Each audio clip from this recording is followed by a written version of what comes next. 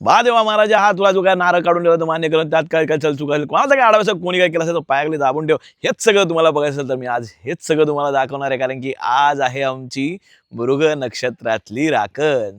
आणि त्यासाठीच मी गावाला आलेलो आणि चालता बोलतावरती तुम्हाला घेऊन जाणार आहे. कोकणातली एक कडक अशी असलेली ही संस्कृती, जी गेले कित्येक वर्ष माझे वडवडील, माझे पूर्वज जपत आले, आणि हीच परंपरा आम्ही देखील आता जपतोय.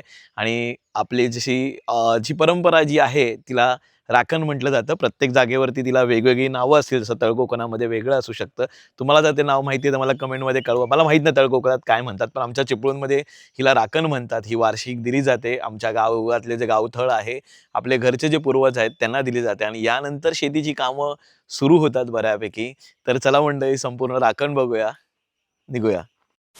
तर हे आपलं आहे देवघर, आणि देवघरातनं राखण्याची सुरुवात होते. तर आता नारळ मिटवायला सुरू करतील आणि राखण द्यायला सुरू होईलच. वडील देवा, आपला तुला दरवर्षी मृग नक्षत्रामध्ये राखण देताना आपला तुमचा जो काय उपमान नारळ काढलेला आहे तो मान्य करून घ्या. त्याच्यात काय चलचूक असेल, आडावेडा असेल ते बायकाला सर्वांना सुखपती द्या. सांभाळकर आपली वेळीवाकडी सेवा करत असताना सगळ्यात आतमध्ये राखण देऊन झालेली आहे, आणि आता आपण चाललेलो आहोत परसावनात. आणि राखण ही 3 संजीने दिली जाते, त्यामुळे थोडा काळोख आहे व्हिडिओमध्ये.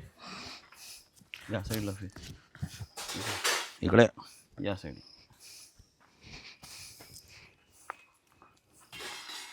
तळाचा नारळ पाण्याचा वेढा दिला, त्याच्यात काय चलचूक असेल, आडावेडा असेल ते पायाखाली आपण सर्वांना सुखपती द्या. सांभाळ करा. तुमच्या आपली वेळीवाकडी सेवा करत असताना काय चलचूक होते माफ करा. सुखपती द्या. सांभाळ. आपल्याला आता हा कोंबडा द्यायचा आहे. काय चलचूक असेल, आडावेडा असेल तर पायाखाली आपण सर्वांना सुखपती दे. काळ मुंबईपासून इथपर्यंत सर्वांना सुखपती दे. सांभाळ कर. तुझी आपली वेळीवाकडी सेवा करत असताना मान्य करून घे. सर्व सुटे सांभाळ. बाजूला कर.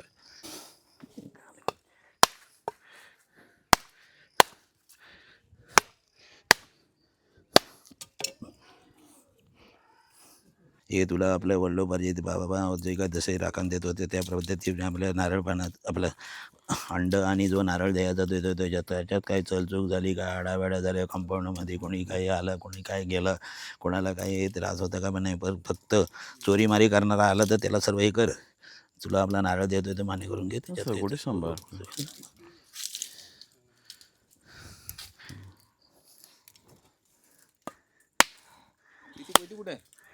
हर्षद हर्षद हर्षद आला आला माझं म्हणतो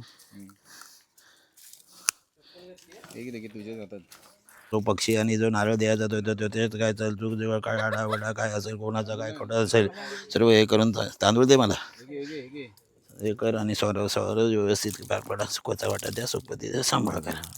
चल बाजूला घे.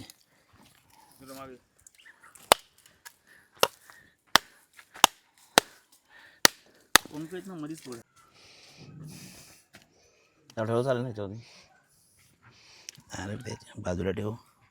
वर्षी जे काय मृग नक्षत्रामध्ये राखण देताना तर तुम्हाला नारळ गुलपाचा आपला देतोय तो मान्य करून द्या. कंपाऊंडाच्या आतमध्ये कुणी काय का जीव जीवरान कुठलाही काही येतं का म्हणे सर्वांना सुखपती द्या. सांभाळता जेवढी वेळी वाकडी सेवा करत असताना चलचूक होत असेल, काय होत असेल तर सर्व करा. सुखाचा वाटा द्या. तुमचा आपला उपमान काढलेला मान्य करून घ्या. सर्व गोष्टी सांभाळ करा.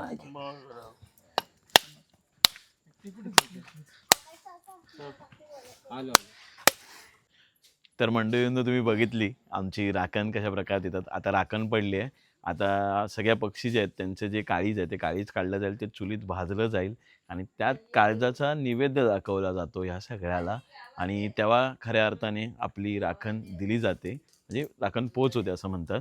आणि त्याच्यानंतर जेवणं पडतील सगळ्यांची. जेवणं पडतील म्हणजे इन द सेन्स आज आपल्या घरी सगळेजण जेवायला आहेत. जो हा प्रसाद असतो, हा प्रसाद जो तिकटे प्रसाद आपण बोलतो, तिकटाचा प्रसाद म्हणजेच आज चिकनचा सगळा प्रसाद आहे. नैवेद्याविषयी तुम्हाला मी सांगितलं होतं, तो नैवेद्य असतो तो दाखवला जातो. तर हा बघा तो नैवेद्य, ॲक्च्युली नैवेद्य दाखवून झालेला आहे. आणि इथेच मगाशी आपण राखण दिली होती, त्यामुळे हा नैवेद्य जो असतो हा इथे दिला जातो. आणि तिकडे सगळे आता जेवणाची तयारी सुरूच आहे, आणि भोकाळचे वडे येतात जेवायला. तर मंडळींनो, आपलं जेवण झालेलं आहे, आणि जेवण देखील एकदम भारीच झालं होतं. ते मी शूट केलं नाही, पंक्ती होत्या सगळ्या आणि त्यात बिझी होतो थोडं, त्यामुळे. पण अशा प्रकारे कोकणामध्ये ही राखण दिली जाते. संपूर्ण नारळ वाढवले जातात, आणि एक वेगळा असा हा आनंद असतो, कारण की सगळे नातेवाईक सगळी भावकी एकत्र येते आणि त्यावेळेला सगळे एकत्र असल्यामुळे आनंद उत्सव असतो. तर तुम्हाला कशी वाटली ही राखण कमेंटमध्ये नक्कीच कळवा. चॅनलवर नवीन असाल आणि कोकणातल्या अशा सगळ्या संस्कृती तुम्हाला पाहायच्या असतील तर आपल्या चॅनलला आत्ताच सबस्क्राईब करा आणि बेल आयकॉन दाबायला विसरू नका, जेणेकरून लेटेस्ट अपडेट तुमच्यापर्यंत पोहोचतील. जय हिंद, जय महाराष्ट्र.